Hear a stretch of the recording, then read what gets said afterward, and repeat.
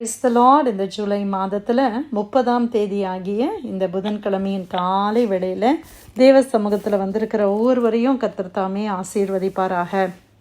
இந்த நாளிலும் நம்ம தியானிக்கிற கர்த்தருடைய வார்த்தை நம்முடைய பரிசுத்த வேதாகமத்தில் யோபுவின் புஸ்தகம் 42ஆம் அதிகாரம் 12வது வசனத்தின் முதல் பகுதியை மட்டும் நான் வாசிக்கிறேன். ஜோப் சாப்டர் 42 verse 12. கர்த்தர் யோபுவின் முன்னிலைமையை பார்க்கிலும் அவன் பின்னிலையை அதிகமாய் ஆசீர்வதித்தார். அல்லேலூயா. கர்த்தருடைய வசனத்துக்காக ஆண்டவரை ஸ்தோத்திரிக்கலாமா? யோபுவினுடைய முன்னிலைமை, முன்பாக இருந்த வாழ்க்கையை பார்க்கிலும் பின்னான அவருடைய வாழ்க்கையை கர்த்தர் ஆசீர்வதித்தார். இந்த வசனத்தின் தொடர்ச்சியாக நம்ம பார்க்கிறோம். 14,000 ஆடுகளை கர்த்தர் யோபுவுக்கு கொடுத்தாராம். சரி, யோபுவின் முதல் அதிகாரத்தில் அவருக்கு எவ்வளோ ஆடுகள் இருந்துச்சு அப்படின்னு சொல்லி நம்ம பார்க்கும் பொழுது, முதல் அதிகாரத்தில் நம்ம பார்க்குறோம் 7,000 ஆடுகள் அவருக்கு இருந்தது. இப்போ 7,000க்கு 7,000 மல்டிப்ளைட் பை 2 எவ்வளவு? 14,000 இல்லையா? அப்போ இப்போ எவ்வளோ ஆடுகள் அவருக்கு இருக்குது? 14,000 ஷீப் அவருக்கு இருக்குது. முதல்ல அவருக்கு எவ்வளவு ஒட்டகங்கள் இருந்துச்சு? 3,000 ஒட்டகம். முதலாம் அதிகாரத்தின் 3வது வசனத்தை வச்சு நான் சொல்கிறேன். 3,000 ஒட்டகம் அவர் யோபுவுக்கு இருந்துச்சு. 42ஆம் அதிகாரத்தில் நம்ம பார்க்குறோம் அவருக்கு எத்தனை ஒட்டகங்கள் இருந்துச்சு என்று சொல்லி 6,000 ஒட்டகங்கள். எவ்வளோ அருமையாக ஆண்டவர் செய்கிறார் பாருங்களேன். 500 ஏர்மாடுகள், இப்பொழுது 1000 ஏர்மாடுகள். 500 கழுதைகள் இருந்தது முதல்ல, இப்பொழுது 1000 கழுதைகள் இருந்துச்சு. அப்புறமா அநேக ஆசீர்வாதங்கள். எவ்வளோ ஆண்டவர் நல்ல தேவன். யோபுடைய வாழ்க்கை நம்ம எல்லாருக்குமே தெரிந்த ஒரு வாழ்க்கை. நம்ம நிறைய நேரம் நம்ம என்ன செய்கிறோன்னா, ஐயோ ஆண்டவர் என்னை யோபு மாதிரி சோதிக்கிறாருன்னு சொல்கிறேன். யாராவது யோபு மாதிரி சோதிக்கப்பட்டிருக்கிறோமா? உண்மையாகவே கேட்குறேன். யோபு கடந்து போன பாதைன்றது ரொம்ப கடினமான ஒரு பாதை. யாருக்குமே வரக்கூடாத ஒரு கஷ்ட சூழ்நிலையை யோபு கடந்து சென்றார். ஒரே நாளில் ஒன்று மாற்றி ஒன்று துர்ச்செய்திகளை அவர் கேட்டார். எல்லாவற்றையும் அவருக்கு இருந்த எல்லாம் ஒரே நாளில் போயிடுச்சு. இன்றைக்கி நம்ம ஒரு சின்ன காரியம் நம்மளை விட்டு போனாலே நமக்கு அதை தாங்க முடியல. ஒரு வேலை போயிடுச்சுன்னு வச்சுக்கோங்களேன், இன்றைக்கி நம்ம எப்படி ரியாக்ட் பண்ணுவோம்? அவருக்கு வேலைன்றது இல்லை, அவருடைய வச்சிருந்த ஐஸ்வர்யம், சொத்து, அவருடைய பிள்ளைகள், அவருக்கு இருந்த சரீரத்தில் சுகம், அவரோடு கூட இருந்த நண்பர்கள், அவருக்கு இருந்த செல்வாக்கு எல்லாம் ஒரே நாளில் போயிடுச்சு. பிரியமானவர்களே, அவர் அப்படியே நம்ம அந்த வசனங்கள்லாம் வாசிக்கும் போது நம்மளால் புரிஞ்சிக்கவே முடியல இல்லையா? அப்போது அவர் ஒரு சில வார்த்தைகளை அவர் சொல்கிறாரு. அவனுடைய ஃப்ரெண்ட்ஸ் எல்லாம் பேசும்போது கூட அவர் சுயத்தில், அவர் மாம்சத்திலையும் ரத்தத்திலையும் இருக்கிறதுனால அவர் ஃப்ரஸ்ட்ரேஷனில் சில காரியங்களை பேசுகிறார். ஆனால் ஆண்டவர் அதை அண்டர்ஸ்டாண்ட் பண்ணுறாரு. பார்த்தீங்களா? நம்முடைய தேவன் நம்முடைய பலவீனங்களை குறித்து நம்மளை கண்டம் பண்ணுற தேவன் கிடையாது, நம்மை புரிந்து கொள்ளுகிற தேவன். சில நேரத்தில் நம்ம கூட ரொம்ப ஃப்ரஸ்ட்ரேட்டட் ஆகும்போது சில வேர்ட்ஸ், தேவையில்லாத வார்த்தையை பேசுகிறோம். அப்புறம் நம்ம ரியலைஸ் பண்ணுறோம், ஆண்டவரே நான் இப்படிலாம் பேசிட்டேன், என்னை மன்னிச்சிருங்க, நான் ரொம்ப ரொம்ப ஃப்ரஸ்ட்ரேட்டடாக இருந்தேன் ஆண்டவரே, அதனால் இப்படி பேசிட்டேன்னு நம்ம மன்னிப்பு கேட்குறோம். ஆண்டவர் அதை மன்னிச்சார்.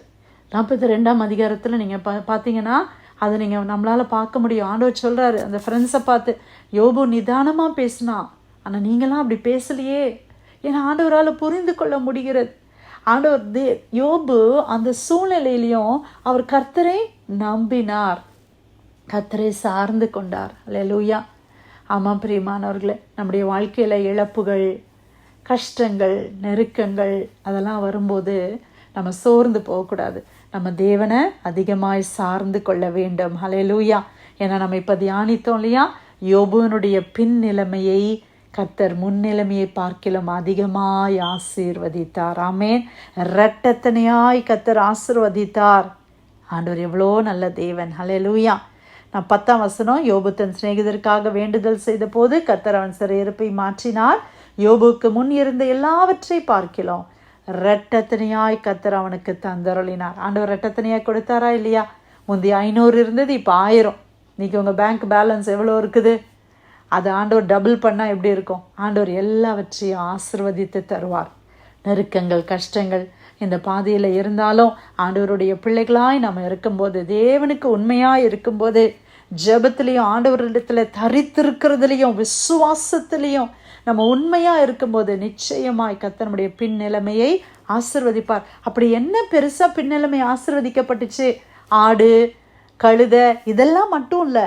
அதுக்கப்புறமா வாஸ்தா 7 குமாரர் அவருக்கு பிறந்தாங்க, 3 குமாரத்திகள் அவருக்கு பிறந்தாங்களாம். அவங்க 3 பேருடைய பேர் கூட கொடுக்கப்பட்டிருக்குல்ல, எமிமாள், கெத்சியாள், கெரானாப்.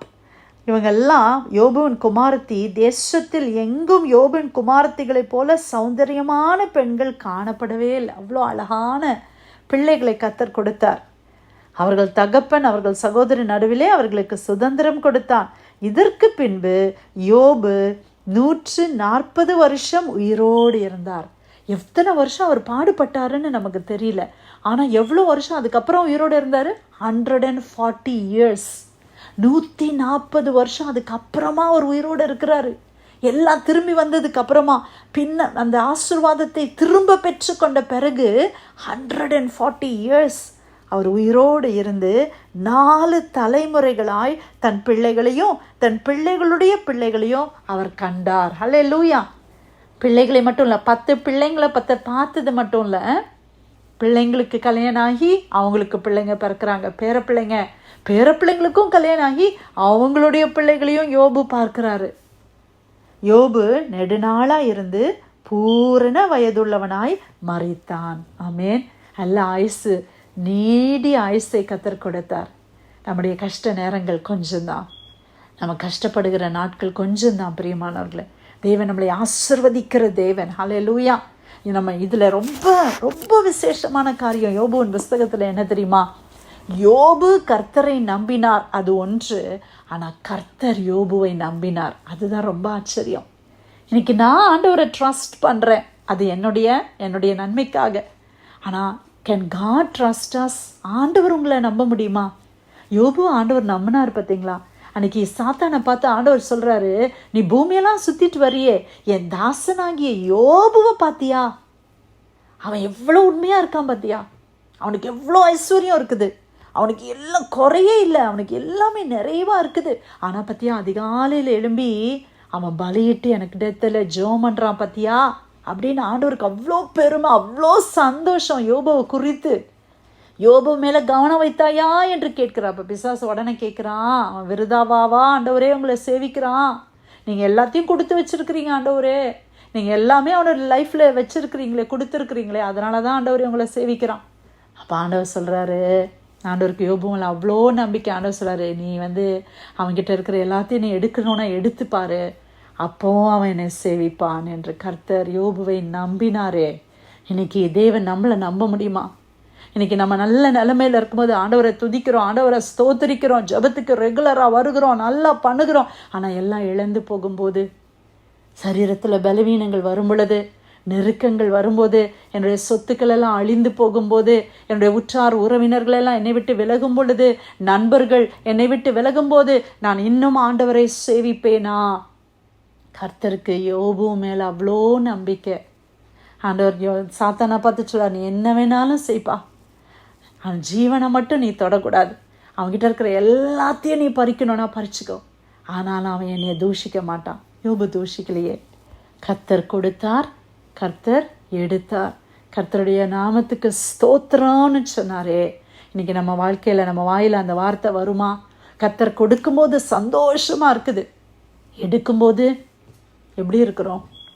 சில காரியங்கள் நம்ம விட்டு எடுபடுகிறது, சில ஆசீர்வாதங்கள் குறையப்படும் பொழுது நம்ம எப்படி இருக்கிறோம்? பிரியமானவர்களே, யோபுவை கர்த்தர் நம்பினார். அல்லேலூயா. இன்னைக்கு உங்களையும் என்னையும் நம்பும்படி ஆண்டவரிடத்தில், ஆண்டவரே நான் உங்களுக்கு நம்பிக்கைக்குரிய ஒரு பாத்திரமாக மாறணும் ஆண்டவரே. எனக்கு எல்லாம் இருக்கிறதுனால நான் உங்ககிட்ட வர்றேன், ஆனால் எதுவுமே இல்லைனா கூட நான் உங்ககிட்ட எப்போதும் இருக்கணும் ஆண்டவரே. அதனால தான் இப்போ பவுலப்போஸ்தலர் சொல்கிறார்ல, நிர்வாணத்திலும் எந்த தரித்திரத்துலேயும் ஆண்டவரே கிறிஸ்துவின் அன்பை விட்டு என்ன உங்கள்கிட்ட பிரிக்கவே முடியாது. எல்லாம் இருக்கலாம், எனக்கு நல்ல பாப்புலாரிட்டி இருக்கலாம், எல்லாரும் பாராட்டலாம், புகழலாம், அடுத்த நிமிஷம் எல்லாரையும் என்னை தூஷிக்கலாம், என்னை என்ன வேணால் செய்யலாம், ஆனால் நான் உங்களை விட்டு பிரிஞ்சிட மாட்டேன் ஆண்டவரே. இன்றைக்கி அநேகர் உலகத்தின் மேலே கண் வைத்து தேவனை விட்டு பிரிந்து போய்விட்டார்கள். பிரியமானவர்களே, தேமாவை குறித்து பவுல் அப்போஸ்தலன் இந்த பிரபஞ்சத்தின் மேல் ஆசை வைத்து அவன் என்னை விட்டு பிரிந்து போனான் என்று பவுல் சொல்லுகிறார். அப்படியான ஒரு வாழ்க்கையை நம்ம வாழுகிறோமா? இந்த பிரபஞ்சம், இந்த வேர்ல்டு, அது ஒரு டிசப்ஷனில் இருக்குது. இன்னைக்கு உலகத்தின் மாயையை பின்பற்றி அநேகர் விசுவாசத்திலிருந்து வழுவி போய்விட்டார்கள். ஆனால் நீங்களும் நானும் அப்படி இருக்கக்கூடாது. யோபே போல என்ன ஆனாலும் சரி, என்னுடைய வாழ்க்கையில் என்ன ஆண்டவர் செய்யணும்னு நினச்சாலும் நான் ஆண்டவரை மாத்திரம்தான் பின்பற்றுவேன், எனக்கு வேறு யாரும் இல்லைப்பா, நீங்கள் மாத்திரம்தான் அப்படின்னு நம்ம சொல்லுவோமா?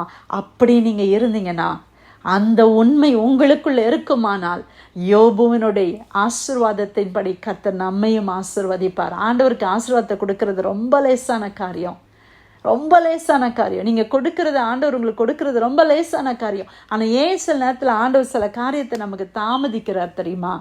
ஆண்டவரோடு இருக்கிற நம்முடைய உறவில் நம்ம ஆண்டவரை சார்ந்து இருக்கிறோமா என்பதில் அவர் கவனமாக இருக்கிறார். ஹல்லேலூயா. இன்னைக்கு ஆண்டவரை பார்த்து நம்ம சொல்லலாம், ஆண்டவரே நீ கர்த்தர் கொடுத்தார், கர்த்தர் எடுத்தார், கர்த்தருடைய நாமத்துக்கு ஸ்தோத்திரம்னு சொல்கிற அளவுக்கு என் விசுவாசம் வளரும்படி எனக்கு உதவி செய்யுங்கப்பான்னு சொல்லுவோமா?